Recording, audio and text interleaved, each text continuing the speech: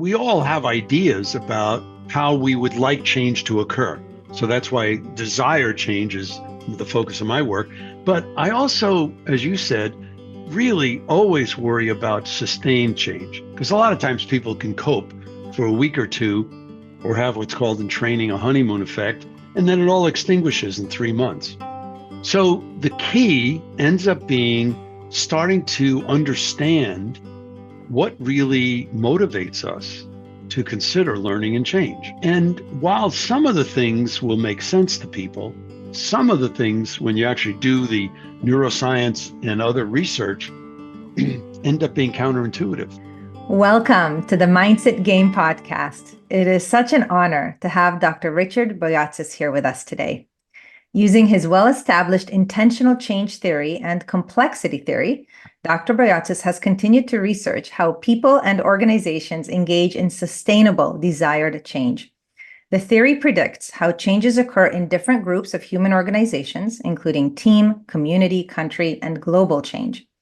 Richard has a PhD in social psychology from Harvard University and a bachelor's degree in aeronautics and astronautics from MIT, and is the author of more than 200 articles and 9 books that include Helping People Change, Coaching with Compassion for Lifelong Learning and Growth with Melvin Smith and Ellen Van Oosten, and Primal Leadership, Realizing the Power of Emotional Intelligence with Daniel Goleman and Annie McKee, which have been translated into 31 languages.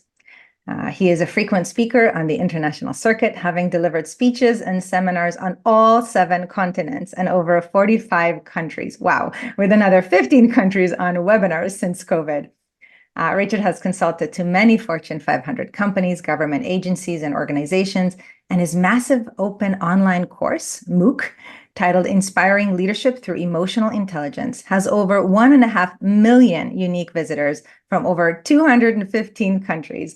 And he was ranked as among the top 1 to 2% of all scientists in the world in all fields as a result of scholarly citations in a study published in PLOS ONE in a study by Stanford faculty. And Richard, it is such an incredible opportunity here to have you here with us. I'm so grateful because I first learned about your book about 15 years ago when I was trained as a professional coach. And here you are in conversation with me now. And it's just really a very special moment. And I'm really grateful for all of the work that you have done through these years to help leaders and, of course, coaches to be even more effective. Thank you.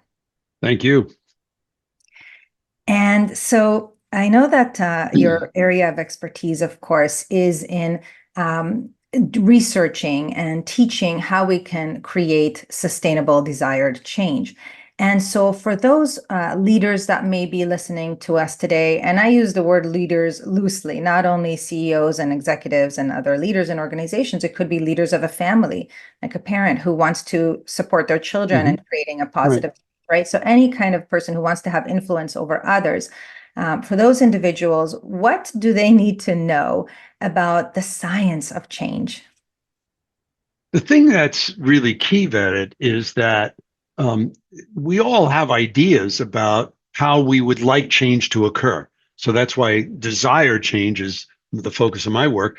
But I also, as you said, really always worry about sustained change, because a lot of times people can cope for a week or two or have what's called in training a honeymoon effect, and then it all extinguishes in 3 months. So the key ends up being starting to understand what really motivates us to consider learning and change. And while some of the things will make sense to people, some of the things, when you actually do the neuroscience and other research, end up being counterintuitive. So, for example, one of the things that is a myth is that specific goals help motivate people to change. Turns out, when you actually do the neuroscience research, which a number of us have done, it's very clear that if you start a change process with a specific goal, you close the person's mind down to all sorts of ideas and therefore to considering innovating. And in most cases, because of the way it's done in organizations or in families, and the implication that a person has to change to be good, to be better, to survive, to keep their job. People are on the defensive.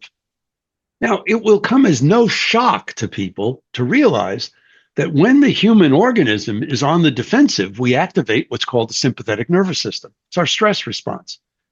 What people don't appreciate is that as soon as the stress response occurs, your peripheral vision goes from about 180 degrees down to 30. And you literally close down to considering new ideas and considering other people. So one of the dilemmas is stress is necessary and useful, and when we need it to solve problems. But when you activate it, it shuts down, literally suppresses the parts of your brain that are needed to be open to new ideas. So the first notion is this concept of more specific goals, more metrics, more dashboards is absolutely absurd and is dysfunctional. Now, goal setting is very useful, but it's much later in the process when you've exhausted all the possibilities, when you know exactly what you need to do to change and learn, and there isn't any other option, or you don't have to be worried about scanning the environment because it puts blinders on. That's part of it. The other part of it is you can't force somebody else to change. Mm-hmm. And most of the time, even if you think you're being gentle about it and you're well-intended, you come across as a coaching bully. And, it's like the classic in management where, you do your annual performance review. So you talk about the person's performance and you talk about what's happened. And then you get to that third part of the performance review where the manager says, okay, what will you do differently next year? And what do humans typically do in that moment? They go like this. So they smile, they say, yes, yes, yes. Oh, thank you for the feedback. They're not listening. I mean, if you need an example, just think teenagers and parents, except adults do it too. So the key thing ends up being, if humans act defensively and close down, how do we create conditions in which they open up? And that's where the research has become very hopeful. We all know people who are very adaptive and who create things out of nothing and who are marvelous at continuing to adapt, whether it's individuals who do it going through different parts and stages of their life, and we know organizations sometimes do it. Typically, it's not whole organizations. We know music groups do it. I'm talking about this in my new book. I mean, you look at a group like U2 or the Rolling Stones or Green Day. You're talking about groups that continue to innovate and continue to perform decade after decade after decade. I mean, the Rolling Stones have been playing together for 60 years.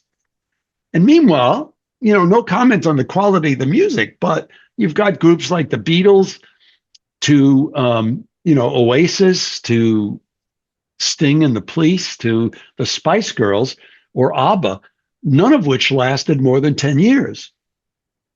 So you start to ask yourself, what's key to those groups that continue to not just last, but to be vital and adapt?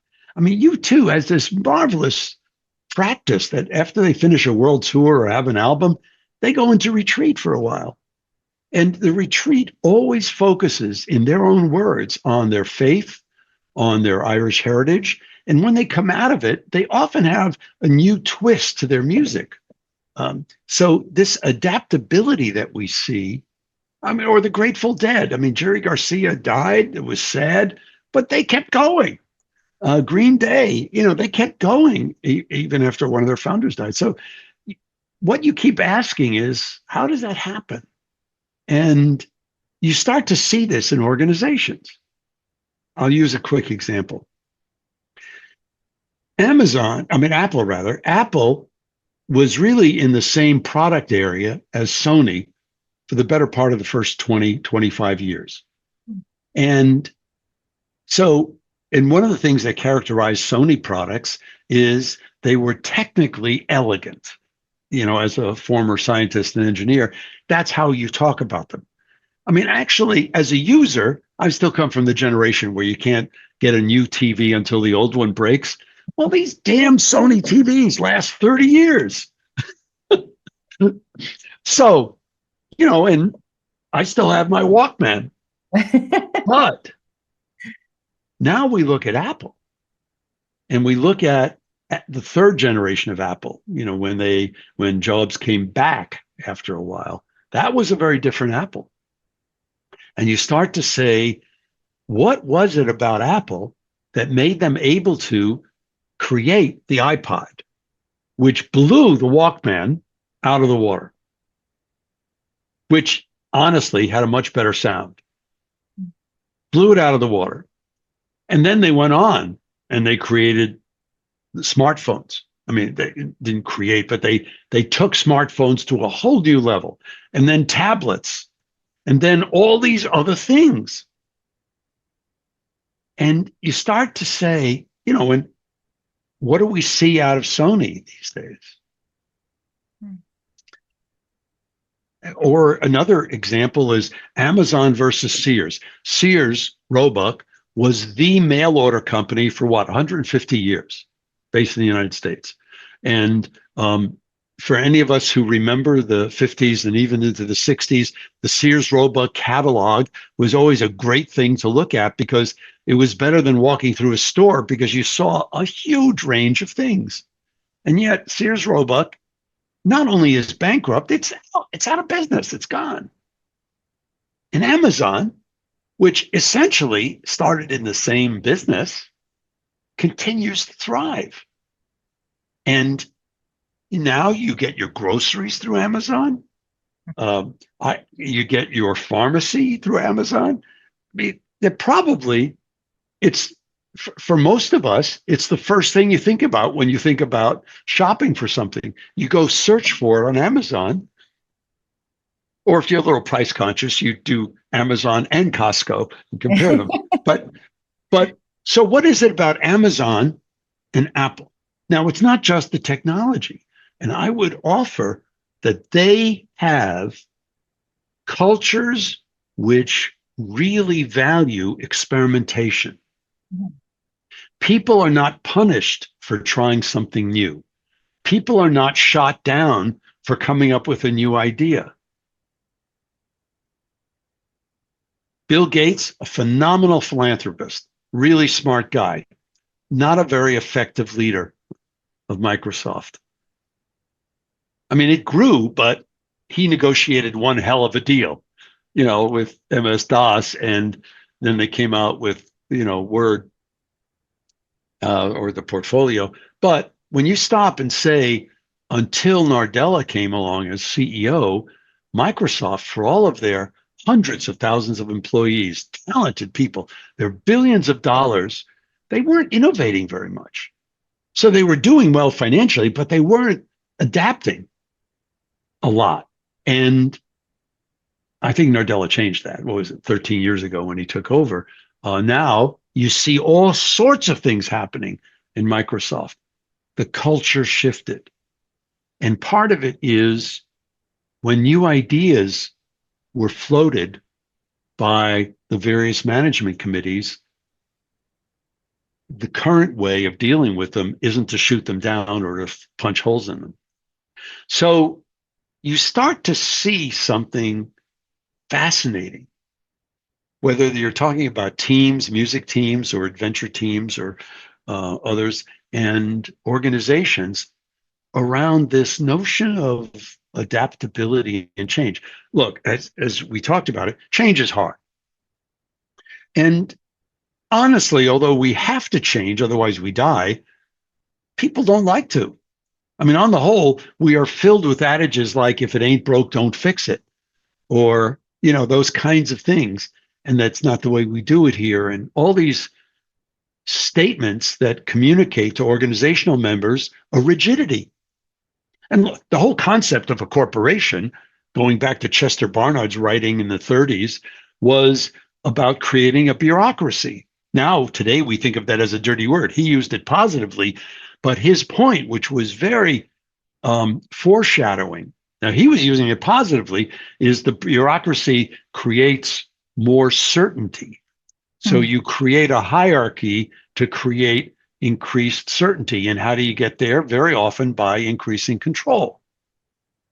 By launch ahead, now 80, 90, almost 100 years, and we're saying the more you increase certainty, the more you increase control, the more you decrease adaptability. That's openness to change. So this notion of, is your team, is your company open to change?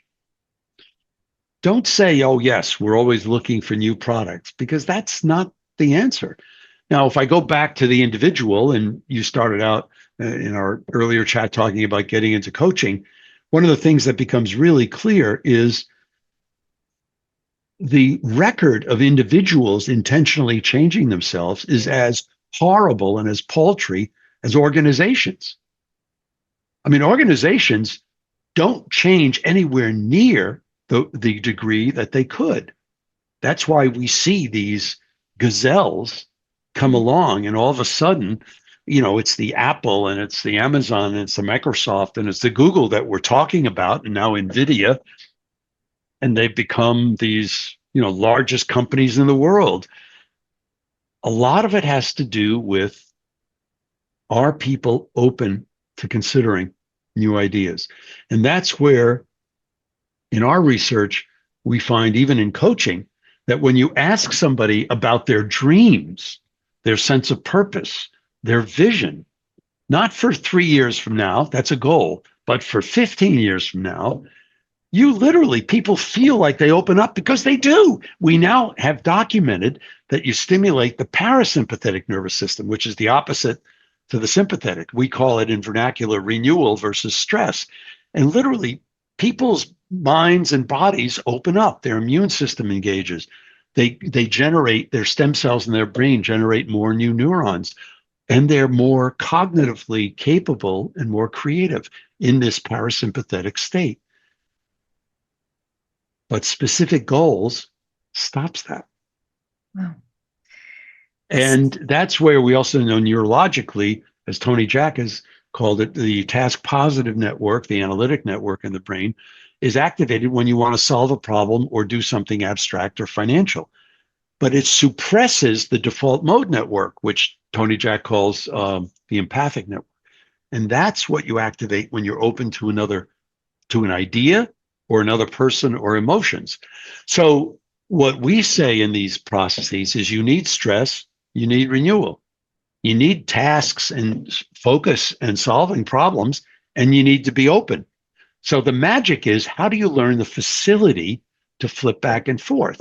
Well, people who are seen as, really great creators or leaders very often have developed this without knowing all the labels.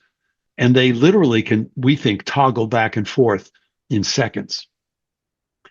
A lot of other people don't, because we're often channeled. We show some abilities in school and we're specialized, and then we get a job and we're siloed, and all of these things start to happen. And then you become narrower and narrower. And that's where we think, in a kind of self-fulfilling prophecy, people start to create their families, their teams, and their organizations in their own image. Sorry, I'm ranting on and rattling on, but I'm just going from topic to topic. But the point is that there are processes that enable a person to be open to new ideas, even at the individual level.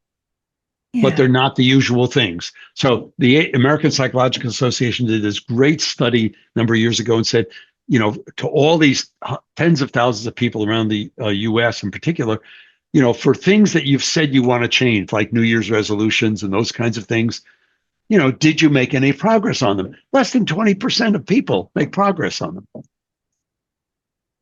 Yeah. Why? Because a lot of times, in my theory, they're things that you think you should do. They're a part of your ought self, not a part of the self that you really want to do. Like, yes, I should exercise more. Yes, I should lose weight. Am I going to? Probably not. It's Yeah. so just because my boss comes along and says, we need you to be more sensitive to other people, you say, oh, yeah, yeah, yeah. Meanwhile, you're rolling your eyes like a 15-year-old does when their parent tells them to do their homework. Yeah. Well, I'm so grateful that you shared some of this research with us in terms of what doesn't work and what does work. I imagine in the minds of a lot of the listeners is, okay, now how do I do it? How do I create a culture that's more open to change? How do I not start with goals and more, Sure. imagination when I need them to get something done by a certain time? Yeah. How do I not force That it? it, let me also tag on to something I forgot to mention, but giving people feedback is another instrument of oppression, to be blatant about it. Why? Because most of the time when you give somebody feedback, it's ought self. It's something I want you to do.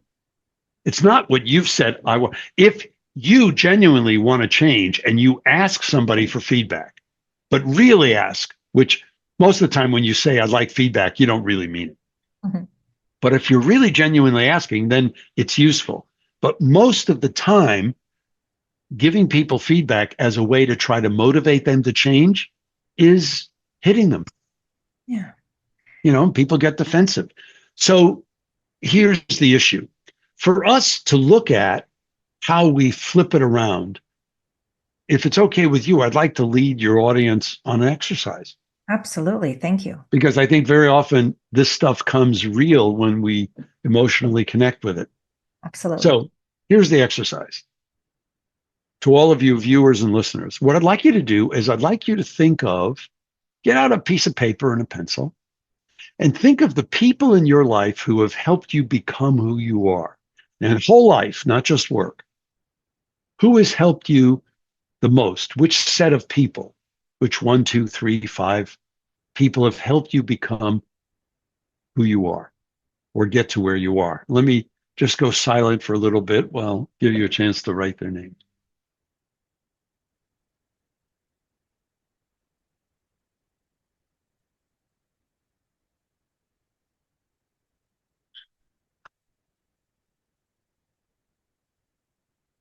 Sorry to interrupt, but go back to the first person's name you wrote down. Think of a moment you had with them in which you learned something important. Think of that in that moment, like replay the video in your head, like a YouTube, and write down next to their name what they said or did in that moment. And I'll go silent for a little bit and let you do that, at least for one, if not two of the people.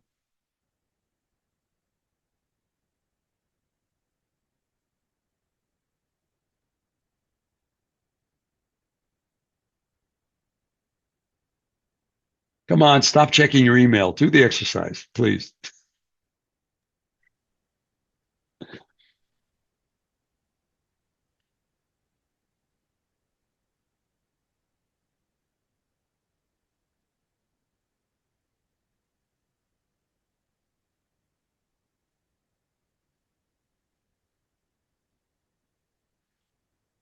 Again, I apologize for interrupting.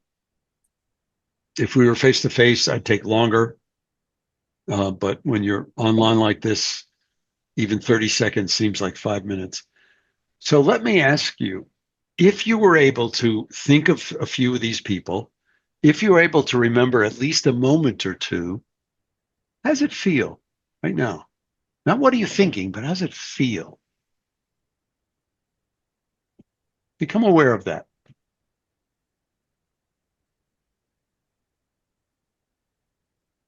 I've done this exercise on all 7 continents.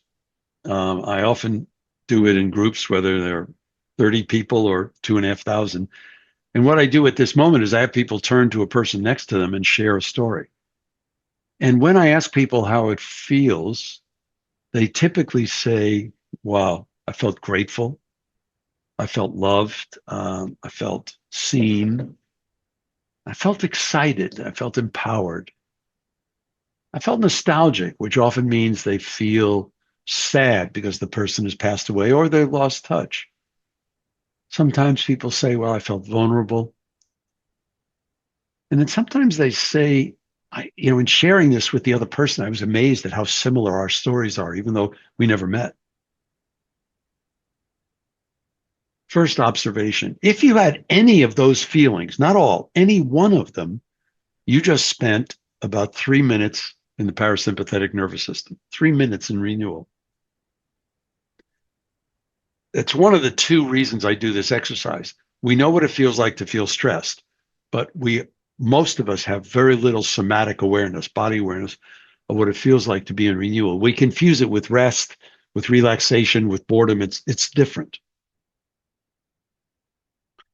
Second observation is when you think about this state of how it felt, remember it, because this is the state in which you are at your cognitive and emotional best.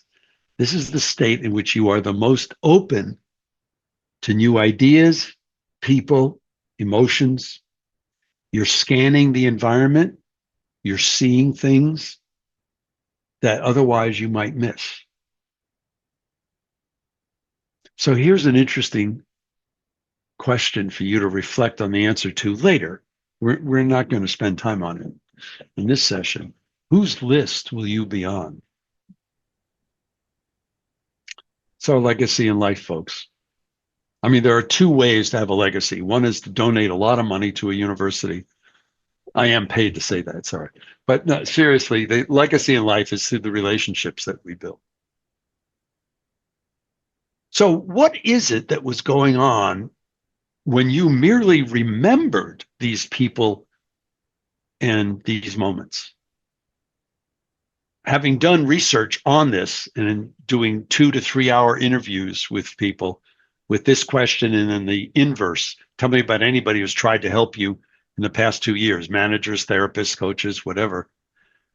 We find that sustained change, which is what you thought of when you were answering that first question, starts in what I call the positive emotional attractor. And that 2/3 of the time, when anybody's trying to help you change, you describe a state that we call, in my theory, the negative emotional attractor. And it's the difference between renewal versus stress, this default mode network in the brain activated versus the task positive. And it's actually the difference between thinking in positive versus negative adjectives. It is often the difference of seeing opportunities versus problems, thinking of dreams versus expectations, hopes versus fears, optimism versus pessimism. I love this. Optimists call themselves optimists. What do pessimists call themselves? You're right, realists. But it's also the difference between being in a relationship in which you feel caring and in tune with each other versus being in what I call a resonant relationship versus being in a dissonant relationship where you either are feeling defensive or merely annoyed. And this starts to tell us that the levers that we have to help a person become open have to do with things that stimulate this positive emotional attractor. Now, the dilemma is most of the time, what we get exposed to in our organizations, when we go to the doctor, when we go to school, is bombardment of the negative. So if you get diagnosed with something and your physician or nurse tells you what to do about it, they more often than not try to scare the hell out of you by saying, if you don't, we'll have to amputate your feet.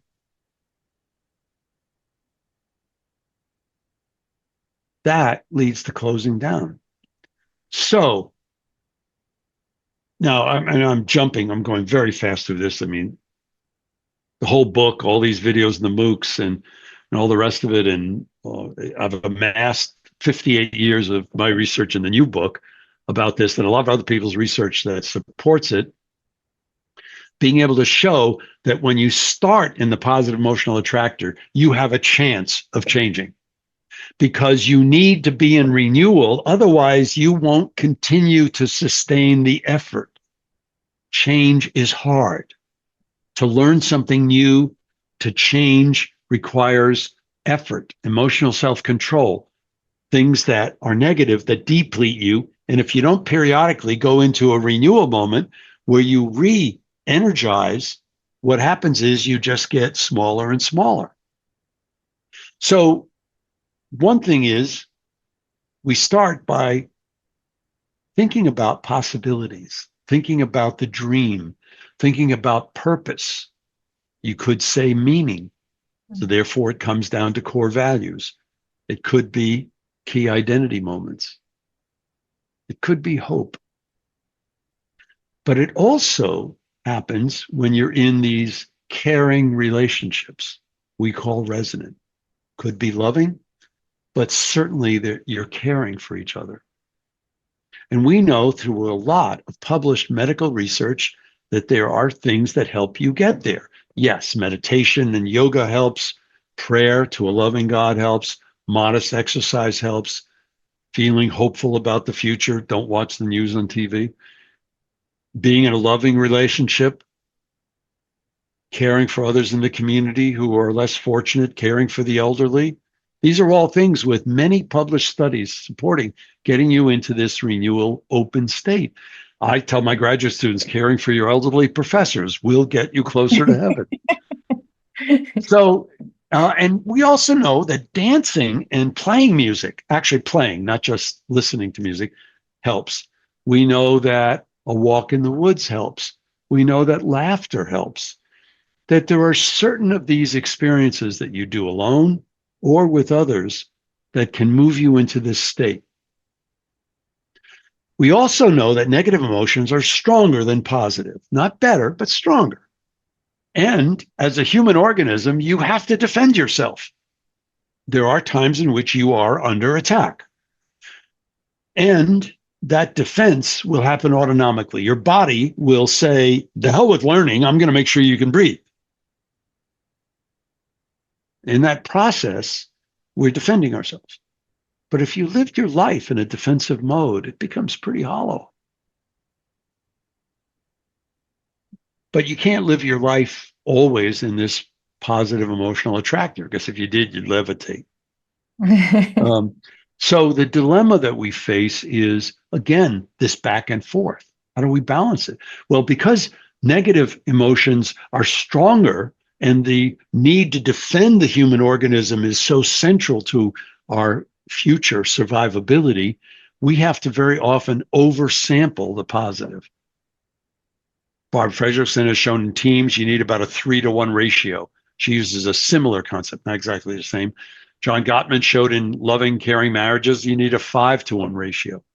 In our work on coaching, we've shown through the fMRI studies, you need a 2 to 3-to-1 number of PEA moments to NEA moments. In a study, Dan Goleman and I with Udayan Dar and Kalu Osiri published several years ago, we showed that during any day, you need to have more minutes in renewal than under stress to have a higher sense of well-being, to be more engaged, to have more life satisfaction, career satisfaction, more resilient, more empathic, less anxious and stressed. We also showed in this series of studies that were published 3 or 4 years ago that the variety of things you do for renewal end up over a week, a typical week, end up being as powerful as the amount of time. But the key on the amount of time wasn't to spend it all in one burst. It was more important to have 4 15-minute moments of renewal spread throughout the day than to spend a whole hour doing it at lunchtime. Because the idea is you want to move back and forth between these two internal states. Well, if that's the key for us as an individual, guess what? It's the same in our dyads, in our couple relationships, in our boss-subordinate, parent-child, our dyadic relationships. It's the same in our teams. It's the same in our organizations. It's the same in our communities and even in our countries. So you have to think about this issue of where are your levers? Well, one lever is to talk about purpose and vision. One lever is to establish and maintain these caring relationships.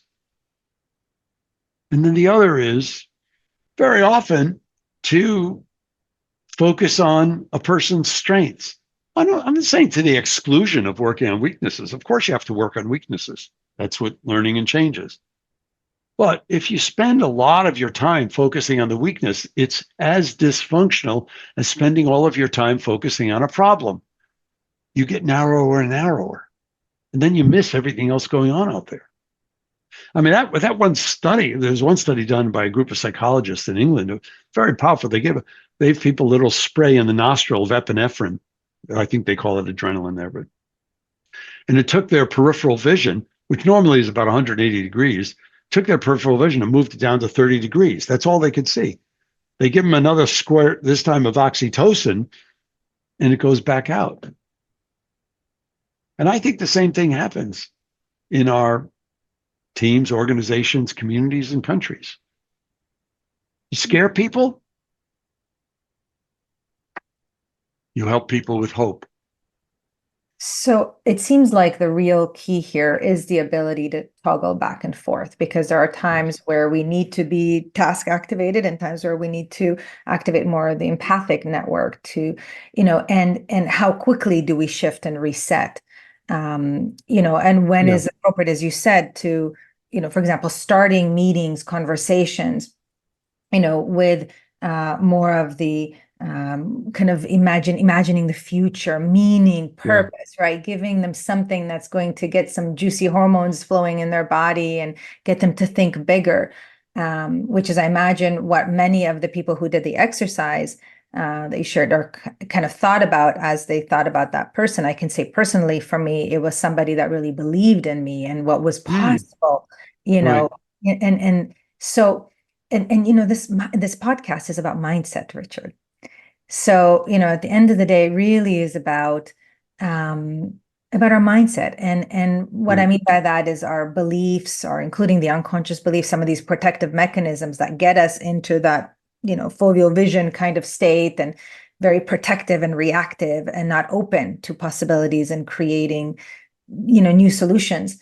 And so the toggling is really so important, because when I think of this as polarities, right? So on the one side, you've got, let's say, task, and then, the empathetic network that we talked about, or being narrow, or being, and rigid and control and all of that, and being adaptable and open and creative.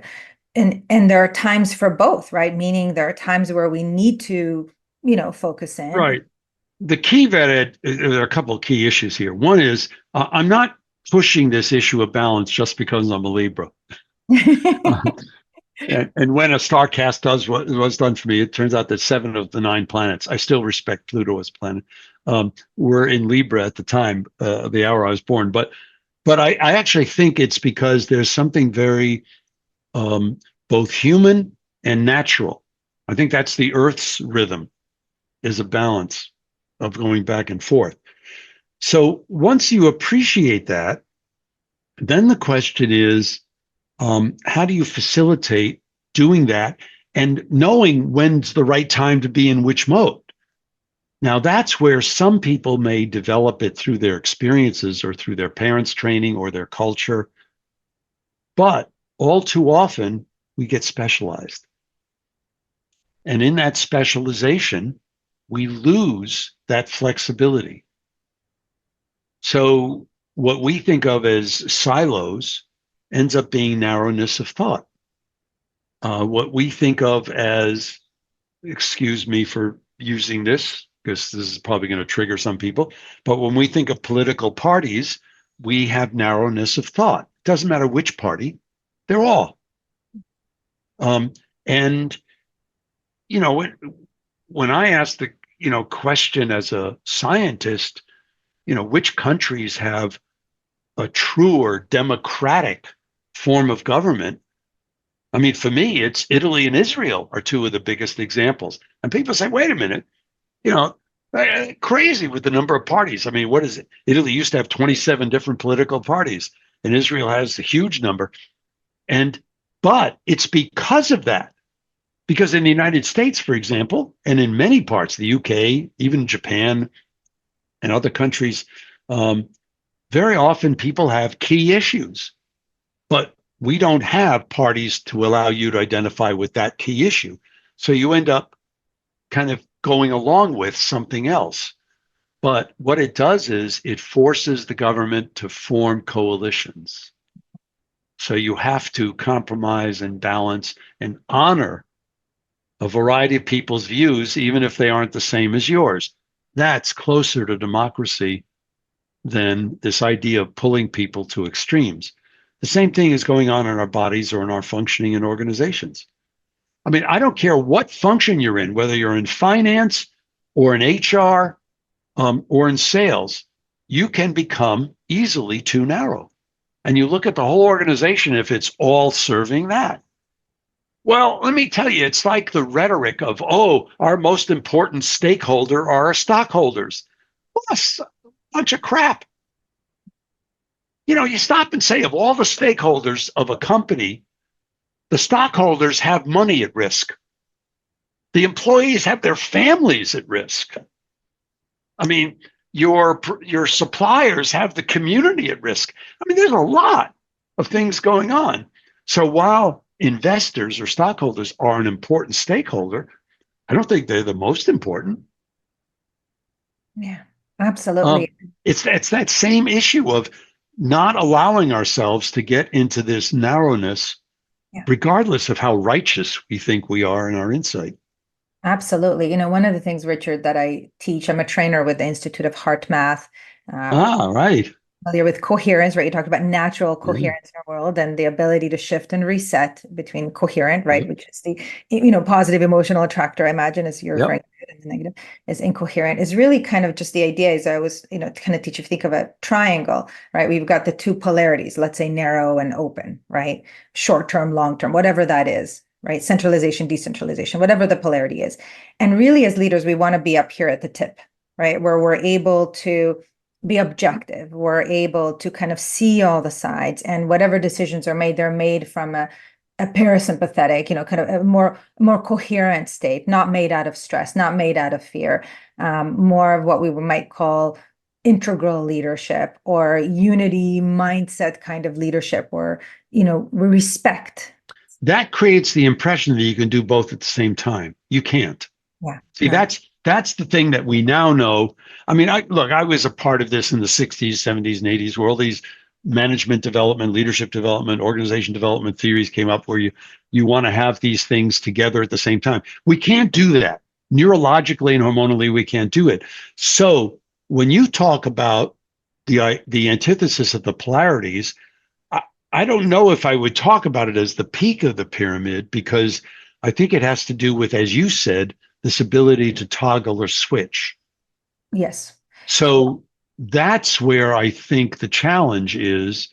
And how do you become skillful at it? Through practice. Yeah. And that's where a lot of times it helps to have coach, because a coach can see something you can't. But if the coach or the other person you're talking to is caught in their own narrowness, then we're not getting anywhere. So I often have said that our organizations will atrophy, will certainly underperform, but atrophy if we don't have diversity of thought, because you need innovation, and innovation needs diversity of thought.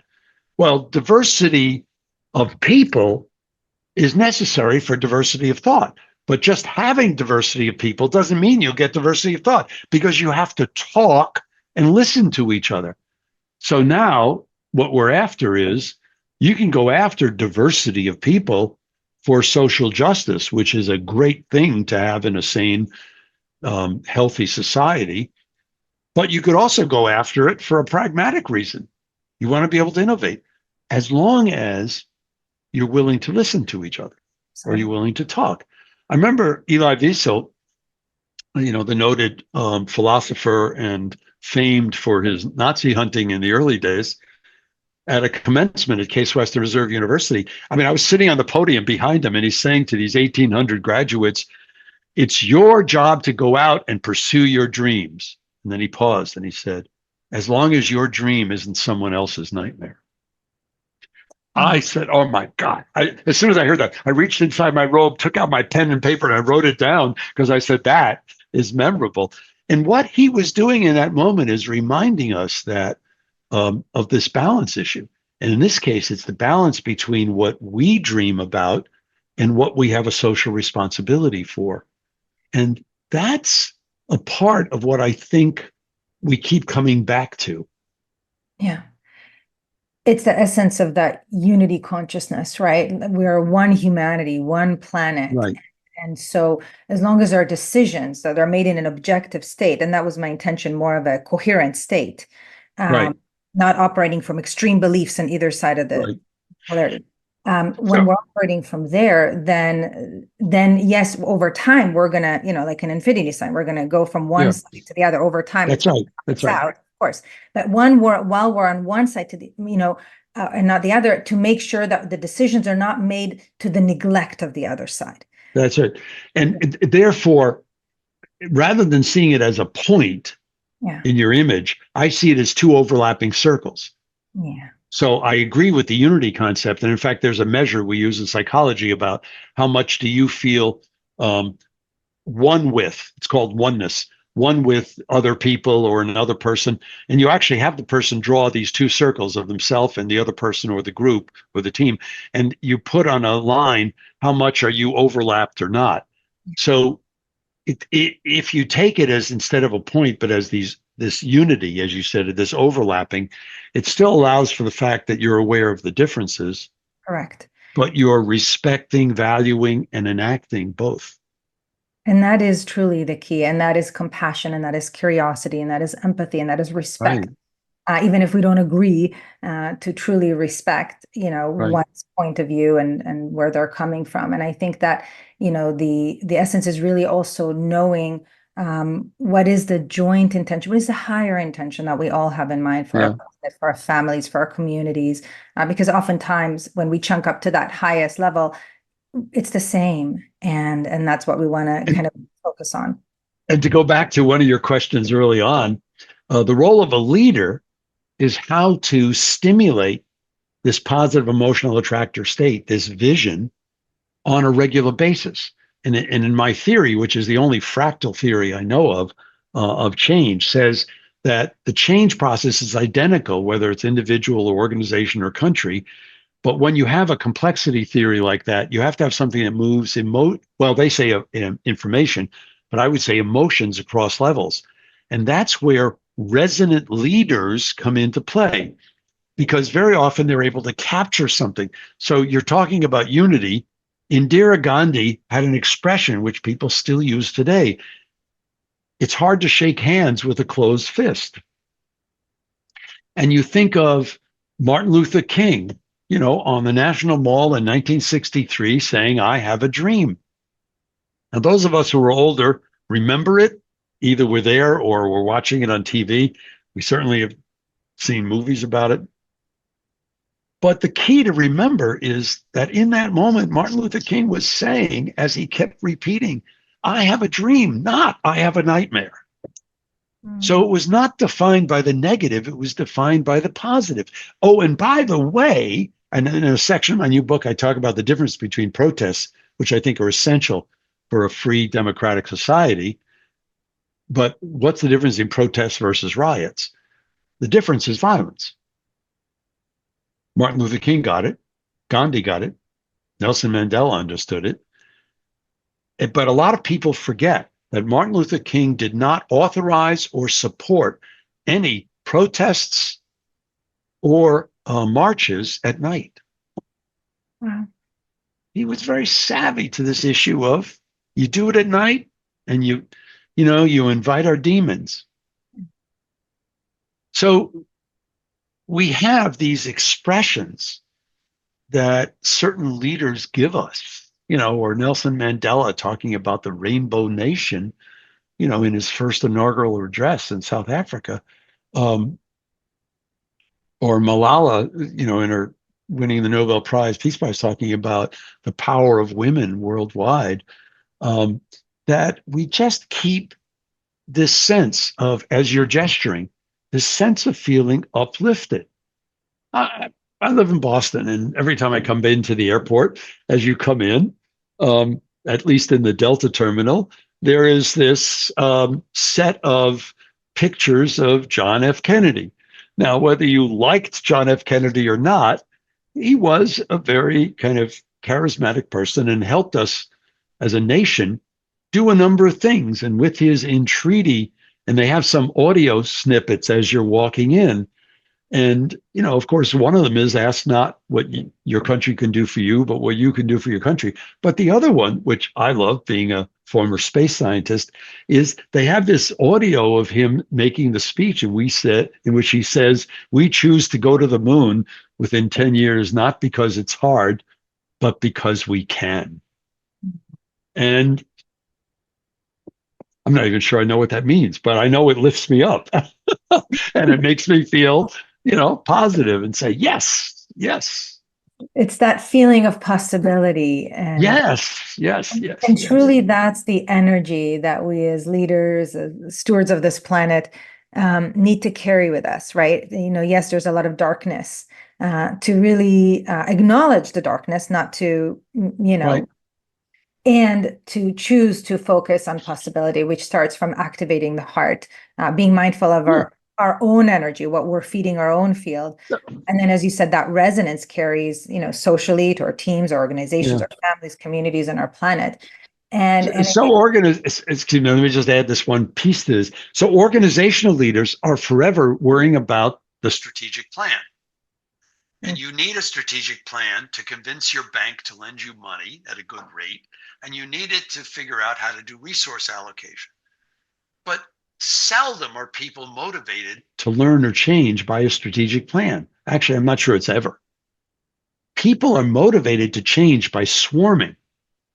And the question is, do you create a swarm, which is almost always defined by an emotional arousal? Do you create a positive swarm, like watching one of the opening or closing dance scenes in a Bollywood movie, where all of a sudden a group of people come together and start dancing, and it's marvelous? Or do you get caught in a negative swarm, like watching people burn buildings and riot and smash windows? Yeah. So if you don't mind, maybe just take an extra couple of minutes to just zoom in even more. For people who are saying, okay, I get this. I need even more specificity around the how. Like, how do I talk more about purpose and imagine possibilities for the future? What specifically do I ask? What do I say? What do I avoid saying? How do I build more caring relationships? Again, what are 3 things I can do today to begin to build more of that? Yeah. One, every time you're going to open a meeting, open with either a story of a client or a customer who was served, or a patient who was served by your organization, or by a story of a moment you felt proud to be a part of the organization, or by asking the folks there, we have all our goals. Why? Ask for the bigger picture. What's the purpose behind this? And you don't have to spend a lot of time on it. Matter of fact, I'd say to people, what you should do is make sure that you open every meeting with a 5, at most 10-minute moment of PEA. And even if you only have 60 minutes in meeting, you'll get more done. I've known leaders who are like that. So you could do it by a story of when things have gone well or positive. You could do it by just asking and talking about what's our bigger purpose. I remember the president of a major international investment bank, who they had a marvelous leadership development program. They'd asked me to come in and do a half day at the beginning of the second module. And he would often introduce me by saying to these top executives, why do we do what we do? And somebody would say, to make money. He said, no. He said, to make our clients money? He said, no. And, somebody would say something about choice. And he said, that's it. We do what we're doing as an investment bank to give our clients more freedom of choice. Now, we measure how well we're doing by, are we making money? But let's not confuse the measure with the purpose. Because whether it's individual clients or companies or countries or sovereign wealth funds, our role is to help them have more freedom of choice. That to me was a very profound way to open a session. So there are a set of specific questions you can ask in meetings. A second thing is you can spend time focusing on and thinking about development, not just performance, but creating a culture or norms of development to complement the culture of performance. I mean, you can't replace it. You need performance. But development is going to happen in a different part of the brain and a different set of interactions. So starting to talk about the benefit of development is not an ROI, or measure the ROI in terms of motivation, not dollars, because your engagement numbers wouldn't be in the toilet if you had a better culture of development, because people would feel motivated. Their whole body would show up. I mean, their whole self would show up, not just their body. So when you think about development, you think about the processes you have. You need to do a performance review. That's fair. People like to know how they're doing. Don't do the development review at the same time. It's a kiss of death to do it at the same time. But people want both. You want to create incentives? Fine. But create incentives for performance and create incentives for development. They aren't the same. Promotion and dollars and bonuses are all incentives around performance. What are the incentives around development? I don't know in your organization, but they're going to be them. And when you start to think about that as a different mindset, to use a phrase you were saying earlier, then, and again, it's not to say you're replacing performance, you're talking about complementary systems. Then it leads you to another very important, a third tip. Think about the quality of your relationships. Do you have relationships in which you and other individuals share a commitment to the same purpose? Not goals, bigger than goals, vision, purpose, meaning. Do you care about each other? Are you resonating to the same vibration? Do you have similar levels of energy? We found in, I don't know, over 50 studies now, but more than half of which have been published, that when relationships have a degree of shared vision, shared compassion, and shared energy, you get more leadership effectiveness, you get more organizational citizenship, you get higher engagement, and you get more innovation, even product and service innovation. So the power of the quality of the relationships is very, very strong. Well, any one of us who has an intimate or a partner or a spouse knows that just because you come together at one point doesn't mean you will have the same feeling with each other unless you keep investing in it. You keep doing things together that are fun. You show the other person that you care about them. Now, you don't have to become a therapist, but you have to care. So, sense of purpose, and use every get together as a way to remind people about that one way or another. Culture of development, and spending time thinking about and enacting these better relationships. Those would be the three buckets I would say are the most powerful. Yeah, thank you. And earlier you also added to it the kind of, maybe taking rather than a lunch break, right, to focus on kind of building more of these, positive kind of emotional tractors, to do it 4 times 15-minute breaks, and, to just kind of spread it and be consistent about it. And I'm so grateful to you. And Vera, thanks for kind of raising the issue, because a few years back before COVID, people said, well, why don't we eliminate lunch breaks and eliminate, coffee breaks and just have people work 3 days and that's it for the week. That was the stupidest thing I'd ever heard in my life, because without those coffee breaks, quote unquote, or without the lunch break, people don't have a chance to renew. So in fact, I would say the opposite. If you want more performance, if you want more innovation, make sure people have those breaks. And, when you take a 15-minute break, you don't want to play a violent video game. That doesn't really help. you want to, well, if you're working at home, you want to spend some time petting your dog or talking to your partner or one of your family members or a roommate. Um, but you do something that ends up being, as we were saying, this thing that helps us feel open. Yeah. And so as part of that development, and even development that's incentivized, is, maybe giving people tools, right? So you've given us a whole lot of ideas of what we could do to shift and Right. reset, take a walk, listen to me, play music, right? All those things. And there are all kinds of tools, right? So doing, let's say, a heart math technique, that we've had That's some right. podcast.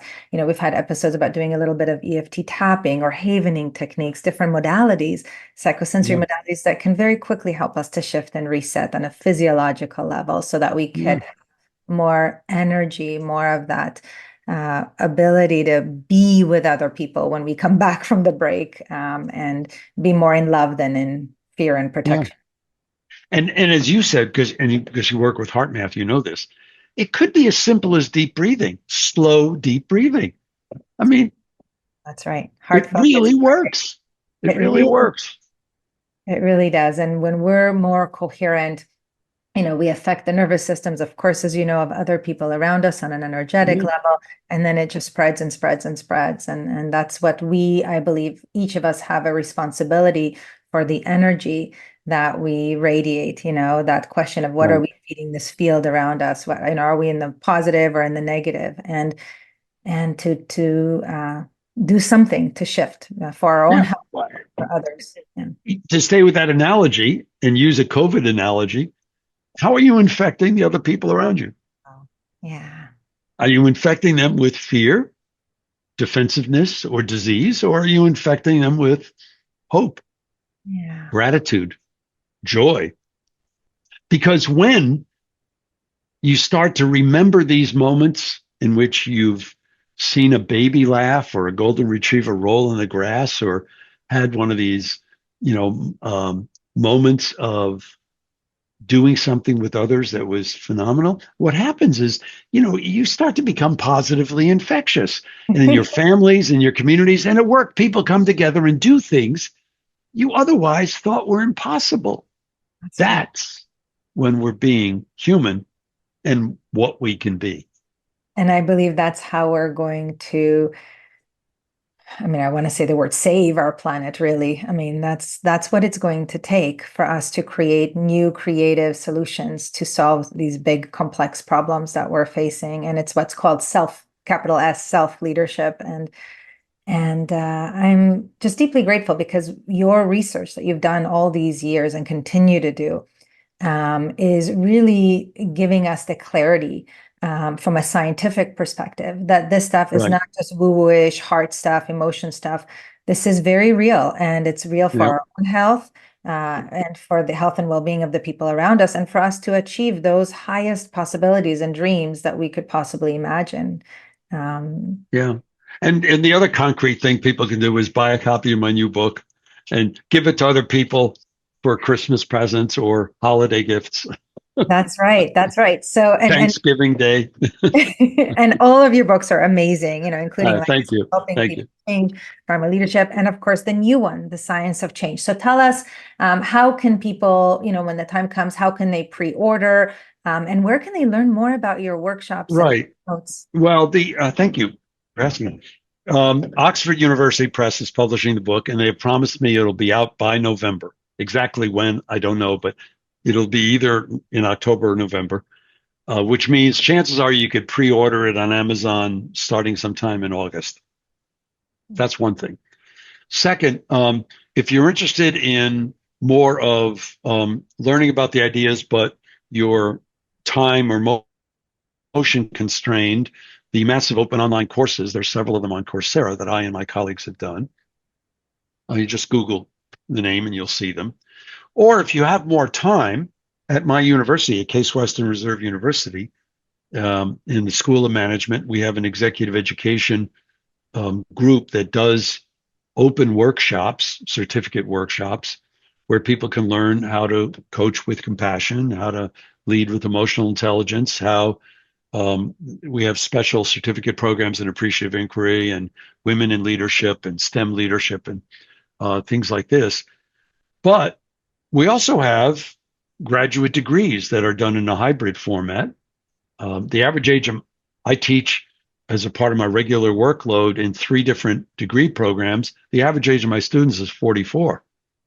So whether it's the executive doctorate of people who are close to 50 returning to get a doctorate while they're running whatever organization they are, or the executive MBA, which right now is about 60% physicians, or the master's in OD, which really focuses on this issue of learning and change. Those are the more, takes a little more time, but those are other ways that people can learn more about this. And in those cases, actually build the skills. That's right. That's right. And my hope and wish is that everybody listening is going to check out your books, your articles, the courses, potentially as you said, the academic degrees, because we need more of that love, more of that, positive emotions, to not only help ourselves change, of course, to help people change. And what a beautiful gift for our planet that is. Yeah. So thank you. Thank you very much. Hi, Game Changers. It's Vered. I hope you loved this episode with Richard Boyatzis and the science of change. And I also invite you to check out episode 145 with Susan Britton and the biology of change, because I imagine that you'll enjoy that as well. So on my left, bye for now.